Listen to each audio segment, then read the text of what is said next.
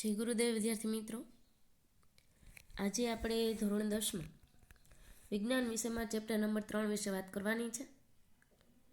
તો લાસ્ટ લેક્ચરમાં આપણે આ જ ચેપ્ટરની વાત કરેલી, જેમાં લાસ્ટ ટોપિક આપણો 3 વ્યાખ્યા હતી: ખનિજ, અયસ્ક અને ગેંગ.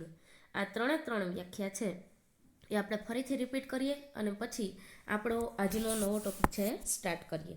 અને એ પહેલાં દરેક વિદ્યાર્થી મિત્રોને યાદ કરાવી દઉં કે લાસ્ટ લેક્ચરમાં જે હોમવર્ક આપેલું હતું એ દરેક વિદ્યાર્થી મિત્રોએ ફેરબુકમાં કરેલું હશે. એ આશા સાથે આજનો આપણો લેક્ચર સ્ટાર્ટ કરીએ અને આજે જે એક્ઝામ છે એના માટે દરેક વિદ્યાર્થી મિત્રોને ઓલ ધ બેસ્ટ. જુઓ મિત્રો, ખનિજ એટલે શું? તો જે તત્વો કે સંયોજનો પૃથ્વીના પોપડામાંથી કુદરતી રીતે મળી આવે છે એને આપણે શું કહીએ છીએ? ખનિજ. કોઈ પણ તત્વો હોય કે સંયોજન હોય પૃથ્વીના પોપડામાંથી મળી આવે એને આપણે ખનિજ કહીએ છીએ. ત્યાર પછી વાત કરીએ કાચી ધાતુ, જેને આપણે અયસ્ક કહીએ છીએ. તો અયસ્કની વ્યાખ્યા, અથવા આપણને એમ પણ પૂછાય ઓરની વ્યાખ્યા આપો. તો ઓર એટલે અયસ્ક અથવા તો કાચી ધાતુ. તો એની વ્યાખ્યા જોઈ લે કે જે ખનિજમાં સારા પ્રમાણમાં નિશ્ચિત ધાતુ હોય અને તે ધાતુનું સરળતાથી નિષ્કર્ષણ કરી શકાતું હોય તેવી અથવા તો તેવા પ્રકારના ખનિજને આપણે શું કહીએ છીએ? કાચી ધાતુ અથવા અયસ્ક અથવા ઓર કહીએ છીએ. કોઈ પણ ખનિજ હોય એ જે ખનિજમાં સારા પ્રમાણમાં નિશ્ચિત ધાતુ હોય અને એ ધાતુનું આપણે સરળતાથી નિષ્કર્ષણ કરી શકાતું હોય, એટલે કે અલગ પાડી શકાતું હોય, ઓળખી શકાતું હોય તેવા ખનિજને આપણે શું કહીએ છીએ? કાચી ધાતુ, અયસ્ક અથવા તો ઓર કહીએ છીએ. ત્યાર પછી વાત કરીએ ગેંગની. તો ગેંગ એટલે શું? ઘણી વખત આપણને એક્ઝામમાં પૂછાઈ જાય છે, ખાસ કરીને બોર્ડમાં 1 માર્કના પ્રશ્નમાં પૂછાઈ જાય ગેંગ એટલે શું. તો ગેંગ એટલે શું? તો કે પૃથ્વીના પોપડામાંથી મળી આવતી જે કાચી ધાતુ હોય એ કાચી ધાતુમાં તત્વ એકલું હોતું નથી. આ કાચી ધાતુ આપણને પૃથ્વીના પોપડામાંથી મળી આવે છે એ એકલું ન હોય તો એની સાથે કોણ હોય? પરંતુ તેમાં વધુ માત્રામાં માટી, રેતી તથા અનિશ્ચિત અથવા અનિચ્છનીય, આપણને ન ગમતા હોય એવા પદાર્થો પણ અશુદ્ધિ સ્વરૂપે હોય છે અને આવી અશુદ્ધિને આપણે ગેંગ કહીએ છીએ. હમણાં આપણે કીધું કે પૃથ્વીના પોપડામાંથી આપણને કાચી ધાતુ મળી આવે છે, એ એકલું તત્વ નથી હોતું. એની સાથે એમાં માટી, રેતી કે અનિચ્છનીય પદાર્થો છે એ અશુદ્ધિ સ્વરૂપે હોય છે અને આવી અશુદ્ધિને આપણે શું કહીએ છીએ? ગેંગ કહીએ છીએ. જો આ વ્યાખ્યા ન ભૂલાય એ યાદ રાખવાનું છે. ખરેખર તો ગેંગ એટલે શું એ ખબર હોવી જોઈએ. ત્યાર પછીનો આજનો આપણો ટોપિક છે સક્રિયતાને આધારે ધાતુઓનું વર્ગીકરણ. સક્રિયતા કેટલી છે? આપણે લાસ્ટ લેક્ચરમાં આપણે જોયું હતું કે સક્રિયતા શ્રેણી, જે આપણે શોર્ટકટ યાદ રખાયું હતું. એટલે શોર્ટકટ કી હતી? કરીના, કેટરીના, માંગે, અલ્ટો, ઝેન, ફરારી, પ્રભુ, હું કુંવારો, હજુ આપો ચાંદી, સોનું. ફરીથી રિપીટ કરીએ: કરીના, કેટરીના, માંગે, અલ્ટો, ઝેન, ફરારી, પ્રભુ, હું કુંવારો અથવા કુંવારી, હજુ આપો ચાંદી, સોનું. પાછું યાદ કરાવીએ: કરીના એટલે કનો કે, રી ખાઈ જવાનો અને નાનો પાછો એન એ કરવાનો, એટલે પોટેશિયમ અને સોડિયમ થઈ ગયા કરીનામાં 2. પછી કેટરીના, કે એટલે સીએ, તો કેટરીના એટલે સીએ એટલે કેલ્શિયમ. માંગે એટલે એમજી, મેગ્નેશિયમ. અલ્ટો એટલે એલ્યુમિનિયમ, એ એલ. ઝેન ગાડી છે એટલે ઝેડએન. ફરારી એટલે FE. પ્રભુ એટલે PB. હું એટલે H, હાઇડ્રોજન. કુંવારો એટલે કોપર, Cu. હજુ આપો બેથી આપણે કરવાનું HG, મર્ક્યુરી. ચાંદી એટલે AG અને સોનું એટલે AU, ઓરિયમ. બરોબર. તો એક કરીના, કેટરીના, માંગે, અલ્ટો, ઝેન, ફરારી, પ્રભુ, હું કુંવારો, હજુ આપો ચાંદી, સોનું. પેલા ચાંદી આવશે, બરાબર. સોનું છે બહુ વધારે મોંઘું છે એટલે લાસ્ટમાં.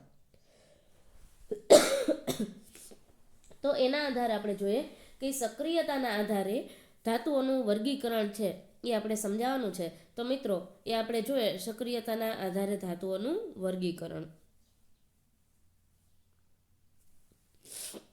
તો સક્રિયતાના આધારે ધાતુઓનું વર્ગીકરણ છે 3 રીતે વર્ગીકૃત કરવામાં આવે છે. સક્રિયતાના આધારે ધાતુઓને 3 રીતે વર્ગીકૃત કરવામાં આવે છે. તો પહેલી રીત છે ઊંચી સક્રિયતા ધરાવતી ધાતુઓ. બીજી રીત છે મધ્યમ સક્રિયતા ધરાવતી ધાતુઓ અને ત્રીજું નીચી સક્રિયતા ધરાવતી ધાતુઓ. તો આપણને લાઈનમાં જ ખબર પડી ગઈ.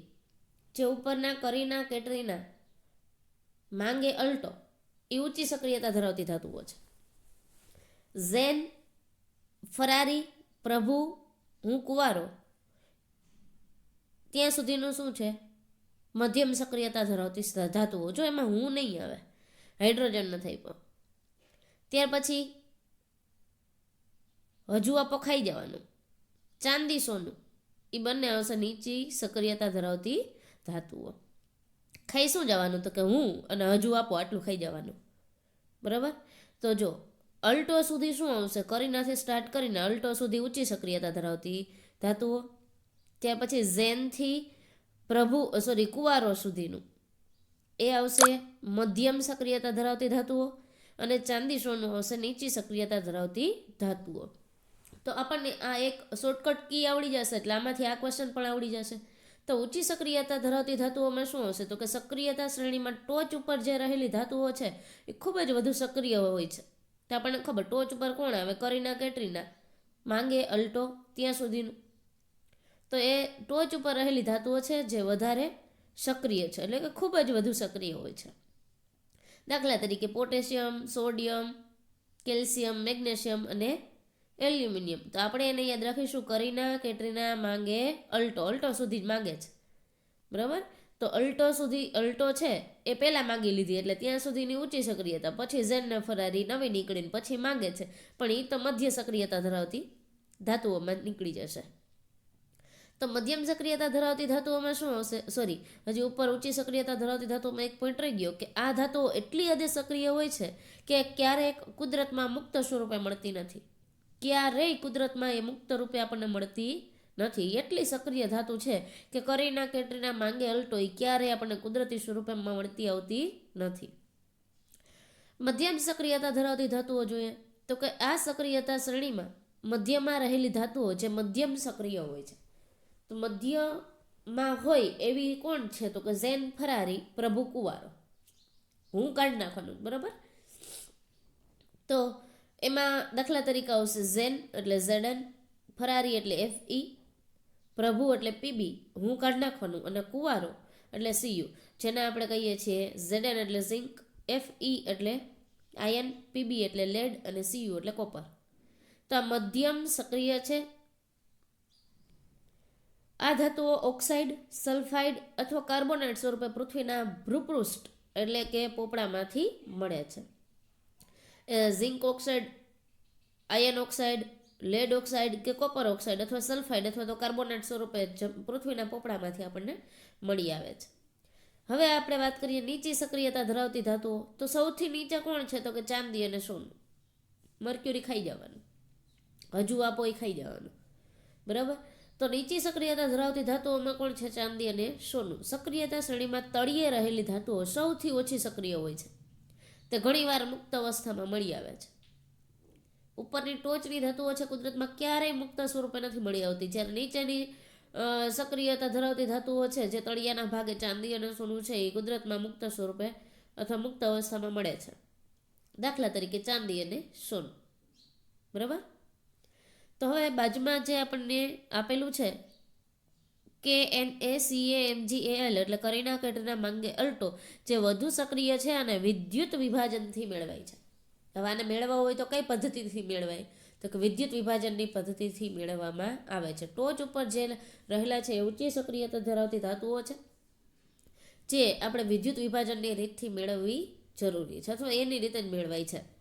જ્યારે મધ્યમાં રહેલી હોય એવી સક્રિયતા ધરાવતી ધાતુઓ એટલે ઝેન, ફરારી, પ્રભુ, કુવારો એ મધ્યમ સક્રિય છે અને કાર્બનના ઉપયોગ દ્વારા રિડક્શનથી મેળવાય છે. હવે પૂછાય કે મધ્યમ સક્રિયતા ધરાવતી ધાતુઓ કઈ રીતે મેળવાય છે? તો કે કાર્બનના ઉપયોગ દ્વારા રિડક્શનથી મેળવવામાં આવે છે. હવે નીચી સક્રિયતા ધરાવતી ધાતુઓ છે એ ઓછી સક્રિય છે. આથી મુક્ત અવસ્થામાં એ ચાંદી અને સોનું છે એ મળી આવે છે. તો એક માર્કના ક્વેશ્ચન પણ પૂછાય. ઊંચી સક્રિયતા ધરાવતી ધાતુઓ કઈ રીતથી મેળવવામાં આવે? તો કે વિદ્યુત વિભાજનથી.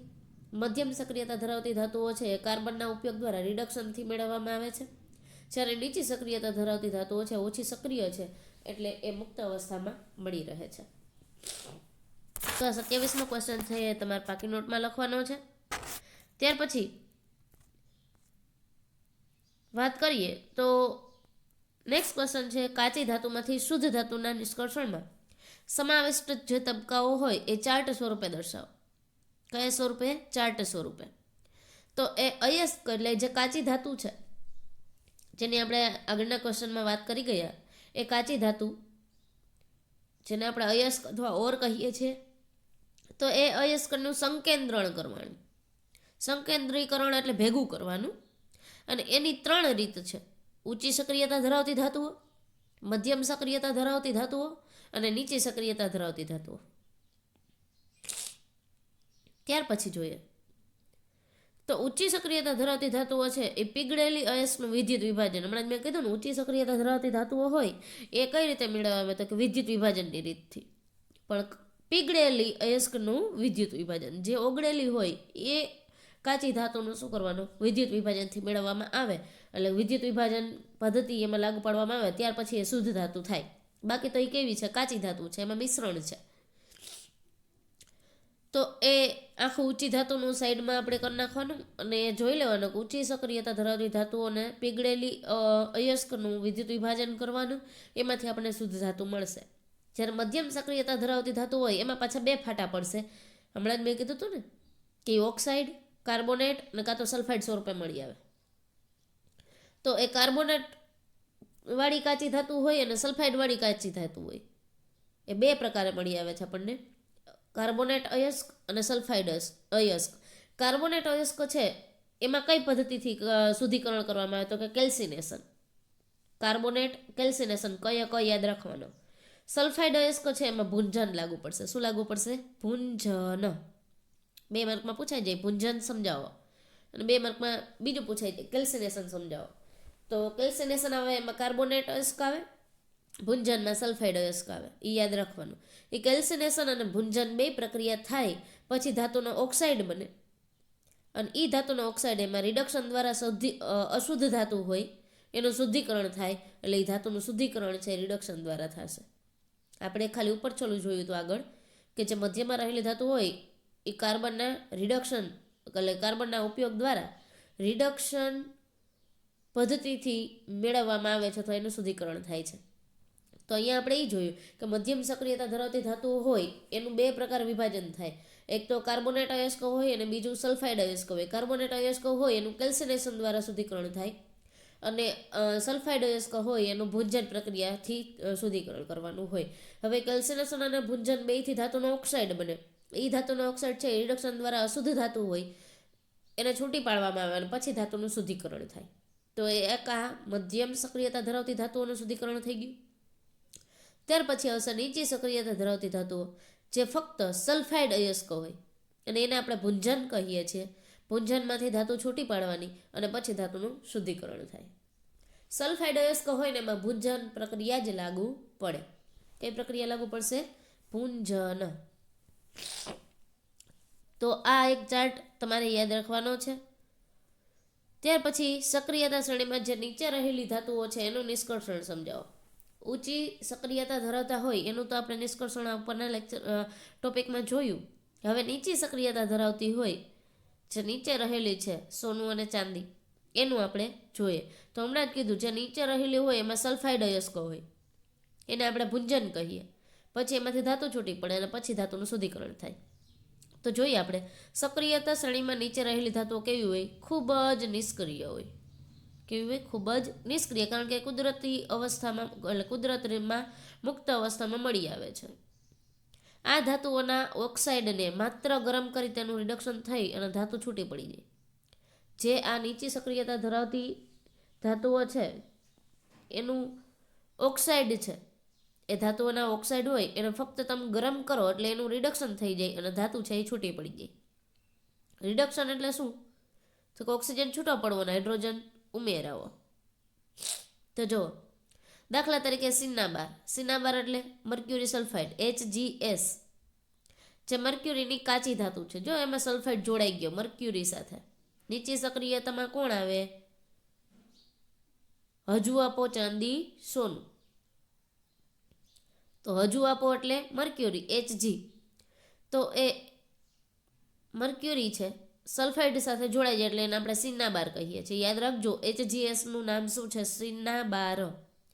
તો એ સિન્નાબાર એ મર્ક્યુરીની કાચી ધાતુ છે. જ્યારે તેને હવામાં ગરમ કરવામાં આવે, હવામાં ગરમ કરવી એટલે ઓક્સિજન ઉમેરાવો, ત્યારે પ્રથમ તે મર્ક્યુરિક ઓક્સાઇડમાં ફેરવાઈ જાય છે. મર્ક્યુરિક ઓક્સાઇડ એટલે સલ્ફાઇડ છે એ છૂટો પડી જાય અને ઓક્સિજન એની સાથે જોડાઈ જાય. ત્યારે મર્ક્યુરિક ઓક્સાઇડને વધુ ગરમ હજી કરવામાં આવે તો તે મર્ક્યુરીમાં રિડક્શન પામે છે. સૌથી પહેલાં સલ્ફાઇડ છે એ મર્ક્યુરી સાથે જોડાય એટલે એને સિન્નાબાર કીધું. એને ગરમ કરો એટલે એ મર્ક્યુરિક ઓક્સાઇડમાં ફેરવાઈ જાય. મર્ક્યુરિક ઓક્સાઇડમાં ફેરવાય અને હજી તમે એને ગરમ કરશો એટલે એ મર્ક્યુરી ધાતુમાં ફેરવાઈ જશે, ઓક્સિજન છૂટો પડી જશે. જે વાક્ય તમે લખ્યું એવો પ્રક્રિયા કરો. તો મર્ક્યુરિક સલ્ફાઇડ છે એટલે મર્ક્યુરી સલ્ફાઇડ છે જેને આપણે સિન્નાબાર કહીએ છીએ, HgS છે, એને ગરમ કરો એટલે ઓક્સિજન ઉમેરો તો એમાંથી શું બનશે?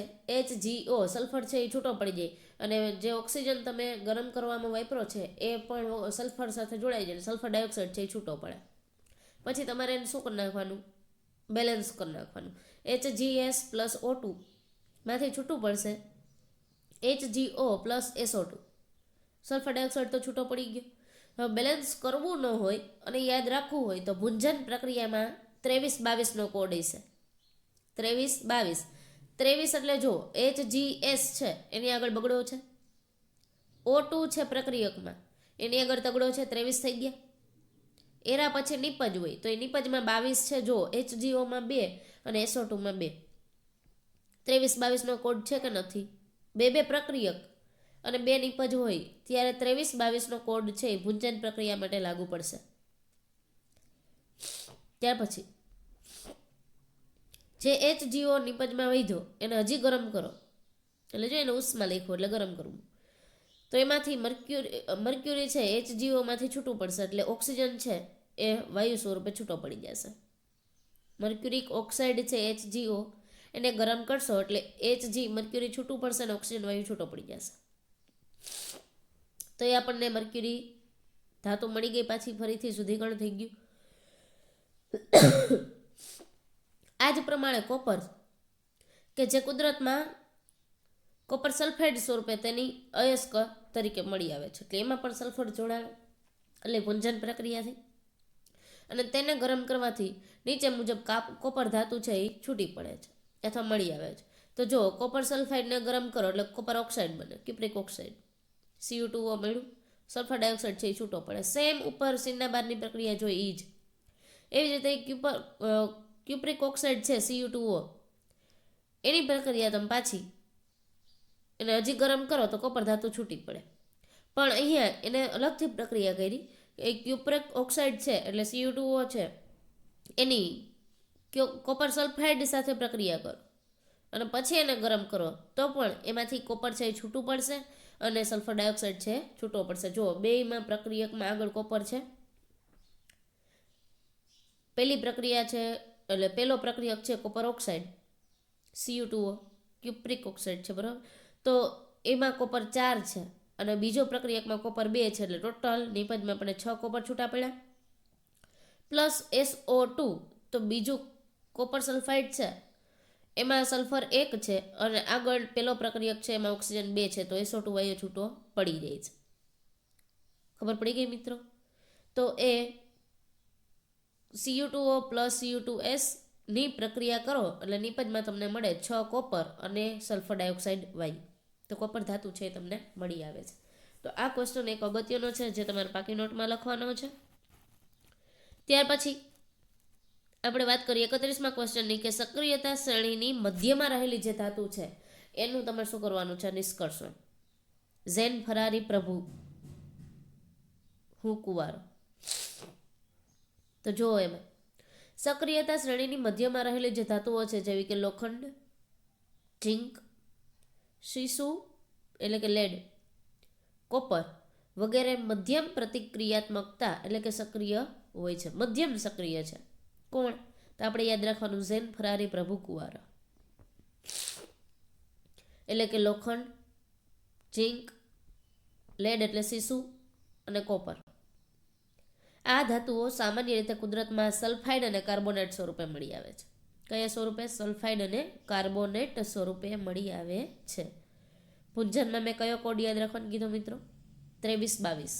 23 છે એ પહેલાં, 22 છે એ પછી. 22 છે એ નિપજમાં હશે અને 23 છે એ પ્રક્રિયકમાં હશે. બાજુમાં લખી નાખજો ભૂંજન માટે 23-22નો કોડ, એટલે બેલેન્સ કરવાનું કંઈ માથાકૂટ જ નહીં, યાદ રહી જ જાય.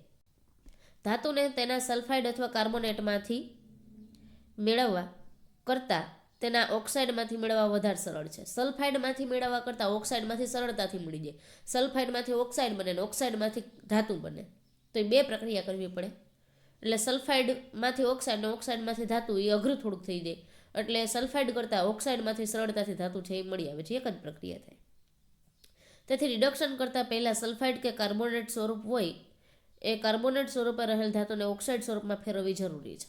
સલ્ફાઇડ સ્વરૂપે કાચી ધાતુ હોય કે કાર્બોનેટ સ્વરૂપે કાચી ધાતુ હોય એને આપણે ઓક્સાઇડમાં ફેરવવી જ પડે અને પછી જ આપણને ધાતુ છે એ સરળતાથી મળી રહે.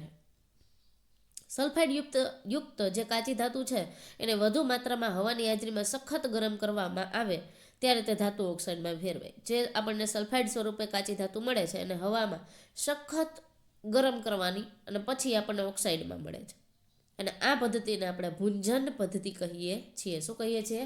ભૂંજન. સલ્ફાઇડ યુક્ત જે કાચી ધાતુ છે એને સખત ગરમ કરવાનું હવામાં અને પછી તે ઓક્સાઇડમાં ફેરવાય છે, અને આ પદ્ધતિને આપણે ભૂંજન કહીએ છીએ. જે વ્યાખ્યા છે. જ્યારે કાર્બોનેટ યુક્ત જે કાચી ધાતુ છે એને મર્યાદિત માત્રામાં હવાની હાજરીમાં સખત ગરમ કરવામાં આવે અને તે ધાતુ ઓક્સાઇડમાં ફેરવાય, અને આ પદ્ધતિને આપણે કેલ્સિનેશન કહીએ છીએ. જ્યારે ભૂંજનમાં હવામાં સખત ગરમ કરવામાં આવે, જ્યારે અહીંયા કાર્બોનેટ યુક્ત જે કાચી ધાતુ હોય એને હવામાં મર્યાદિત માત્રામાં સખત ગરમ કરવામાં આવે તે કાચી ધાતુ ઓક્સાઇડમાં ફેરવાય, અને એ પદ્ધતિને આપણે કેલ્સિનેશન કહીએ છીએ. ટૂંકમાં આમાં અલગ શું પડે છે? સલ્ફાઇડ યુક્ત કાચી ધાતુ છે અને વધુ માત્રામાં હવાની હાજરીમાં સખત ગરમ કરવાનું પછી જ ઓક્સાઇડમાં ફેરવાય, એને આપણે ભૂંજન કહીએ. જ્યારે કાર્બોનેટ યુક્ત કાચી ધાતુ છે અને મર્યાદિત માત્રામાં હવાની હાજરીમાં સખત ગરમ કરવાનું અને પછી તે ધાતુ ઓક્સાઇડમાં ફેરવાય, આ પદ્ધતિને આપણે કેલ્સિનેશન કહીએ.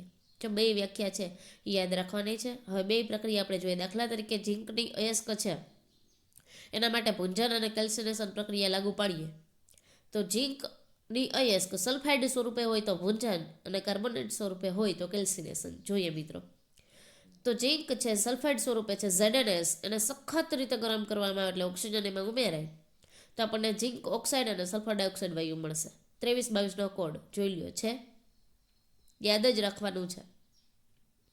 ત્યાર પછી કેલ્સિનેશન, તો ઝીંક છે એ કાર્બોનેટ સાથે જોડાય એટલે કાચી ધાતુ છે એ કાર્બોનેટ સ્વરૂપે છે ઝીંક સાથે, એટલે ઝીંક કાર્બોનેટ.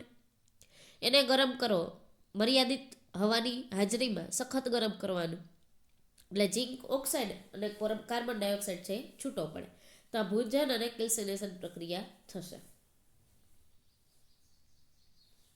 હજી એકવાર મિત્રો જોઈ લ્યો.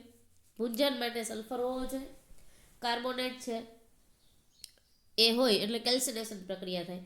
ભૂંજન માટે 23-22નો કોડ યાદ રાખવાનો. બંને વ્યાખ્યા જોઈ લ્યો અને પ્રક્રિયા પણ જોઈ લ્યો.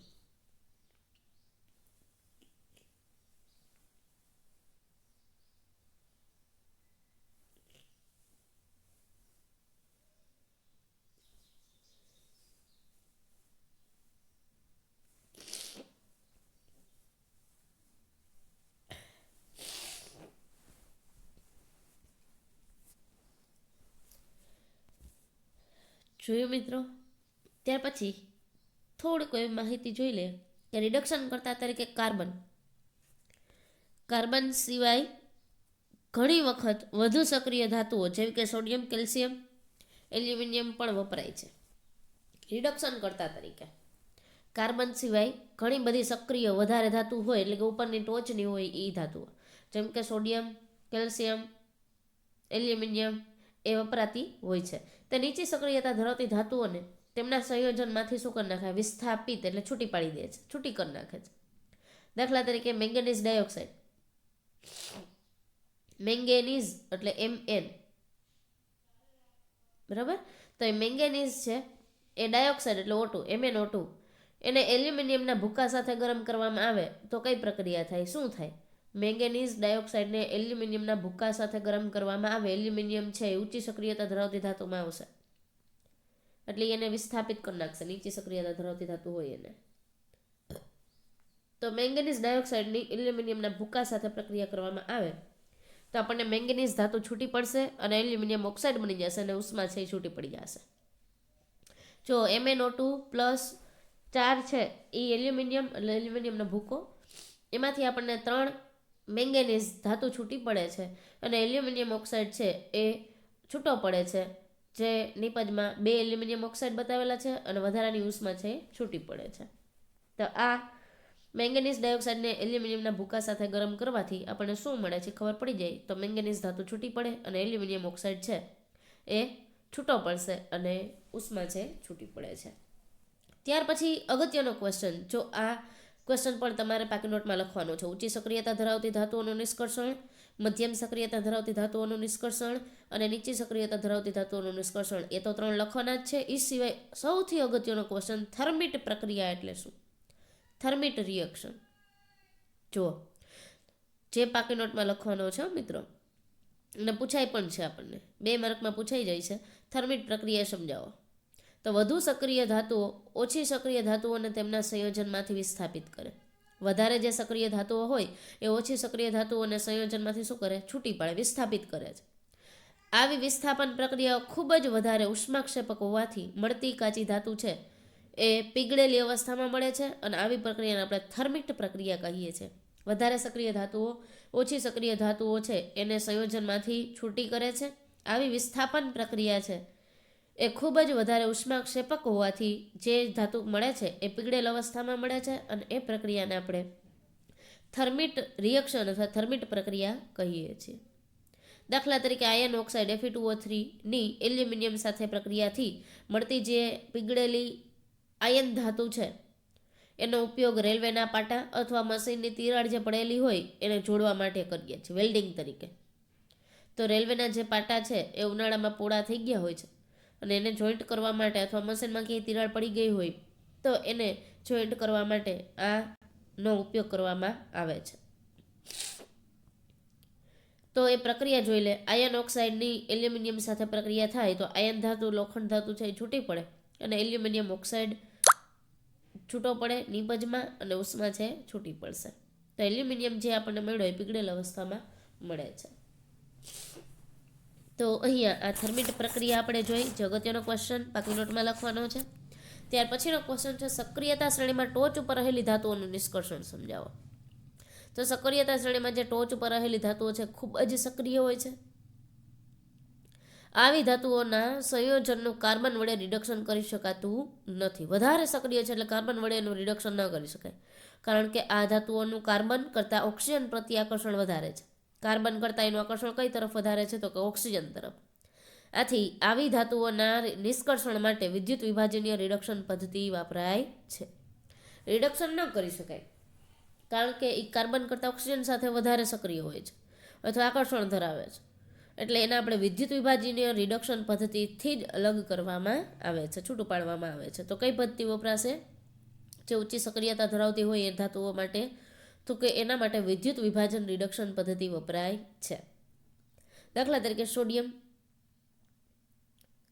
મેગ્નેશિયમ અને કેલ્શિયમ ને તેમના પીગળેલ ક્લોરાઇડના વિદ્યુત વિભાજન દ્વારા મેળવવામાં આવે છે. ક્લોરાઇડના વિદ્યુત વિભાજન દ્વારા. તો જોઈએ કઈ રીતે.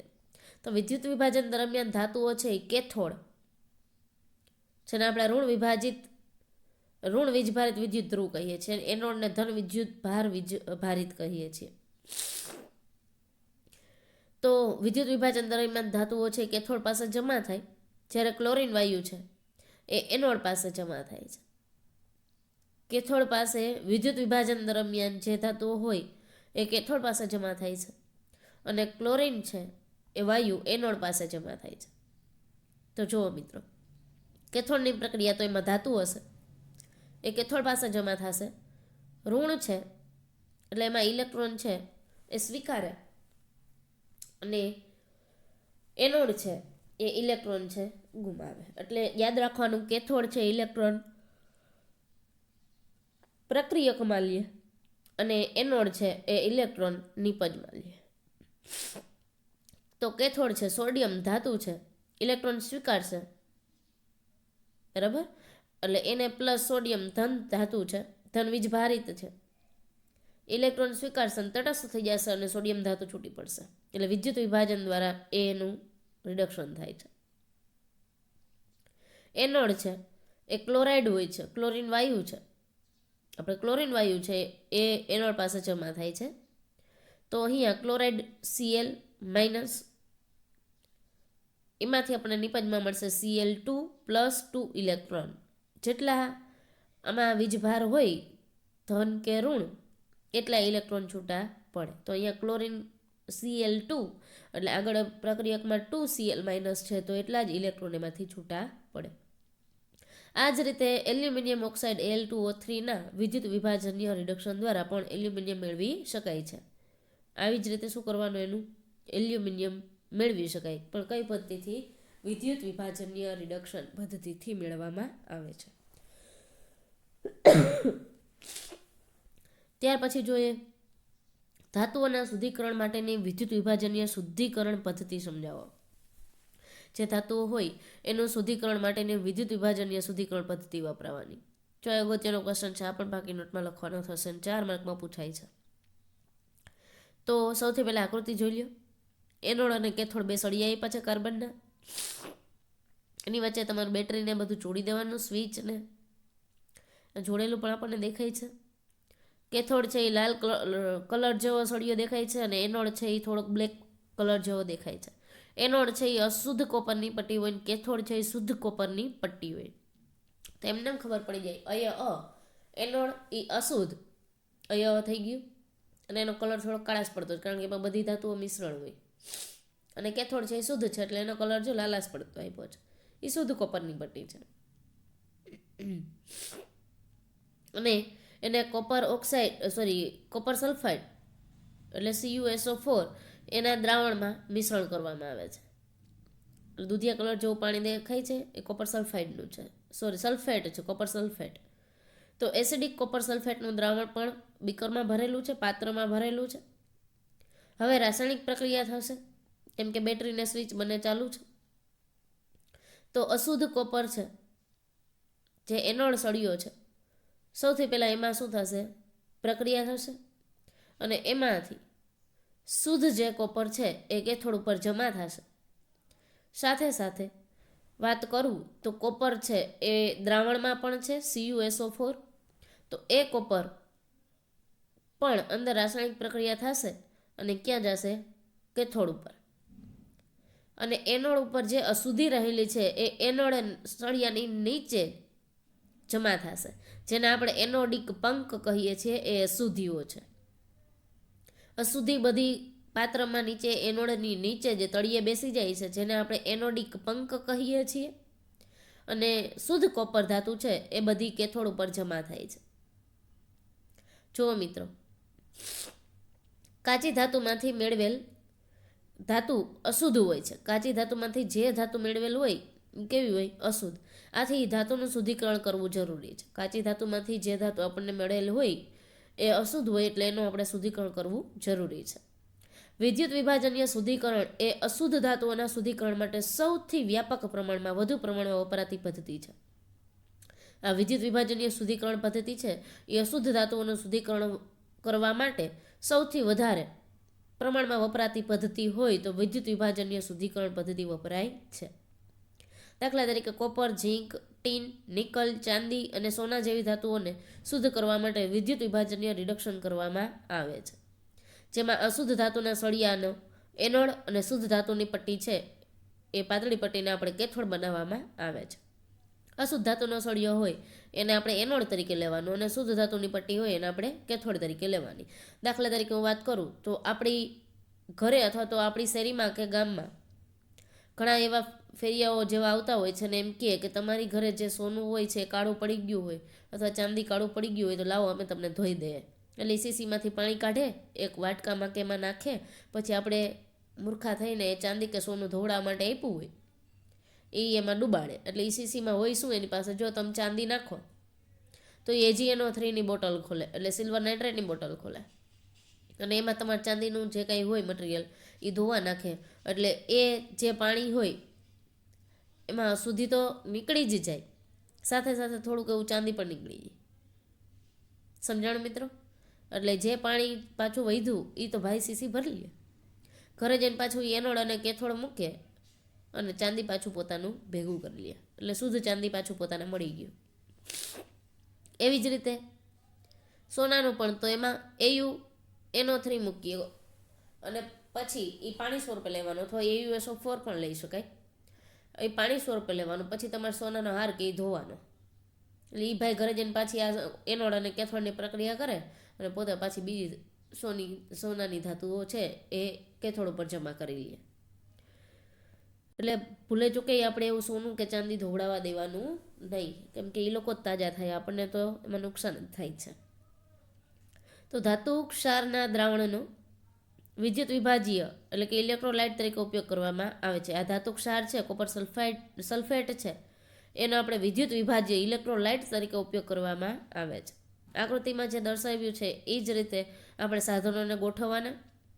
વિદ્યુત વિભાજ્યમાંથી વિદ્યુત પ્રવાહ પસાર કરતા એનોડમાંથી અશુદ્ધ ધાતુ છે એ વિદ્યુત વિભાજ્યમાં ઓગળે છે, એટલે કે જે નીચે દ્રાવણ છે એમાં ઓગળી જાય, અને વિદ્યુત વિભાજ્યમાંથી સમતુલ્ય માત્રામાં શુદ્ધ ધાતુ છે એ કેથોડ ઉપર જમા થાય, સમતુલ્ય માત્રામાં. એટલે કોપર સલ્ફેટમાંથી કોપર પણ એમાં જમા થાય, અને એનોડનું અશુદ્ધ છે એ એની નીચે બેસે, એને આપણે એનોડિક પંક કહીએ, અને જે કોપર શુદ્ધ હોય એ પાછું કેથોડ ઉપર જમા થાય છે. એટલે આ સમતુલ્ય માત્રામાં શુદ્ધ ધાતુ છે એ કેથોડ ઉપર જમા થાય છે, અને એની પ્રક્રિયા જોઈએ તો એનોડ ઉપર અશુદ્ધ કોપર અને કેથોડ ઉપર શુદ્ધ કોપર. તો જુઓ, એનોડ હમણાં જ મેં આગળ વાત કરી હતી આગળના ટોપિકમાં, એનોડ છે ઇલેક્ટ્રોન નિપજમાં જવા દઈએ, કેથોડ છે ઇલેક્ટ્રોન પ્રક્રિયકમાં લે. તો અહીંયા જુઓ, કેથોડ છે એ નીચે પ્રક્રિયા છે, કેથોડ છે ઇલેક્ટ્રોન પ્રક્રિયકમાં લે, અને એનોડ છે એ નિપજમાં જવા દે છે. એવી જ રીતે એટલે આપણે એ જ યાદ રાખવાનું, એનોડ છે નિપજમાં ઇલેક્ટ્રોન હશે, કેથોડમાં ઇલેક્ટ્રોન છે એ પ્રક્રિયકમાં હશે. એ યાદ રાખવાનું દરેક વખતે, એનોડ અને કેથોડ ગમે એ પ્રક્રિયા હોય, કેથોડમાં ઇલેક્ટ્રોન પ્રક્રિયકમાં હશે અને એનોડમાં ઇલેક્ટ્રોન છે નિપજમાં હશે. તો જો આપણે અહીંયા એ યાદ રાખવાનું, એનોડમાં આપણે કેવો સોડિયો લીધો હતો કોપરનો અશુદ્ધ, અને કેથોડમાં આપણે કેવો સોડિયો લીધો હતો શુદ્ધ, બરાબર. અને એ રીતે જો આપણે પ્રક્રિયા કરી નાખવાની છે, અને આપણને કુલ પ્રક્રિયા મળશે કોપર અશુદ્ધમાંથી કોપર શુદ્ધ મળે છે.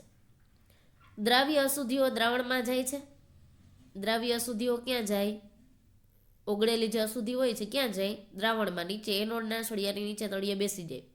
જ્યારે ગોલ્ડ એટલે કે સોનું, સિલ્વર એટલે ચાંદી, અને પ્લેટિનમ જેવી અદ્રાવ્ય અશુદ્ધિઓ છે એ પાત્રના તળિયે કાદવ રૂપે જમા થાય છે, જેને આપણે એનોડિક પંક કહીએ છીએ. શું કહીએ છીએ? એનોડિક પંક કહીએ છીએ. તો જો આ એક ક્વેશ્ચન અગત્યનો છે, જે 4 માર્કમાં પૂછાય છે અને આપણે પાકી નોટમાં લખવાનો છે. ત્યાર પછી છે ક્ષારણ. શું છે? ક્ષારણ. તો ક્ષારણની આપણે વાત કરીએ.